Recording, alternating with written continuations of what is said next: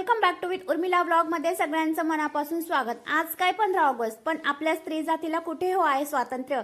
घरच्या कामांपासून आणि रोजच्या धावपळीतून आपली सुटका नाहीत। सो आजची सकाळ थोडीशी वेगळी होती। मस्त पाऊस थांबलेला होता आणि मॉर्निंग झालेली होती। आज फ्रीजमध्ये होता पालक, तर पालकाचीच भाजी करूया म्हटलं। स्वच्छ पालक आधी व्यवस्थित एका ट्रेमध्ये काढून घेतला, व्यवस्थित पानं क्लीन करून घेतली आणि स्वच्छ पाण्याखाली एकदा धुवून घेतली।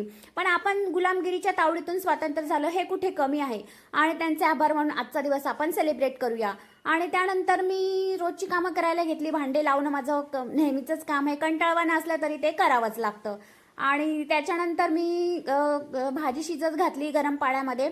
भाजीचा कलर तसाच राहावा म्हणून एकदम हाय फ्लेमवर तुम्ही व्यवस्थित ती उकळा आणि लगेच थंड पाण्यात ती व्यवस्थित काढून घ्या, ज्याने तो भाजीचा कलर हिरवाच्या हिरवा टिकून राहील। काही जण त्यामध्ये सोडा देखील टाकतात, पण मी सोडा टाकत नाही। आता कितीही रात्रीच्या चपात्या कमी करा, पण शेवटी त्या उरतातच। इकडे भाजी उकळायला सुरुवात झाली होती आणि लगेचच मी थंड पाण्यात ती काढून सुद्धा घेतली। त्याचा रंग छान असा हिरवाच्या हिरवा टिकून राहतो। आज होता श्रावणी शनिवार, तो सासूबाईंचा उपवास होता, त्यामुळे त्यांच्यासाठी खीर बनवायची होती।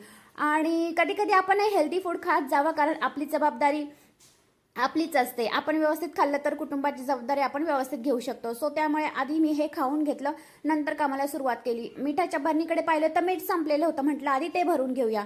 आणि नाश्त्याची तयारी करायला घेतली। आज नाश्त्यामध्ये मला करायची होती तिखट शेवया, तर मी त्याची तयारी करून घेतली, म्हणजे करायला पटकन सोपं जातं। बघता बघता माझी शेवयाची फोडणी देखील छान झाली। आणि पुढची स्टेप काय होती, तर पालकाची भाजी सुद्धा रेडी होती। आधी स्वयंपाक करून घेते आणि मग नाश्त्याची तयारी करते, म्हणजे उठायला कधी कधी उशीर झाला घरच्यांना तर मग नाश्ता रेडी असतो। सो आजचा ब्लॉग कसा वाटला नक्की सांगा। चला भेटूया पुढच्या ब्लॉगमध्ये।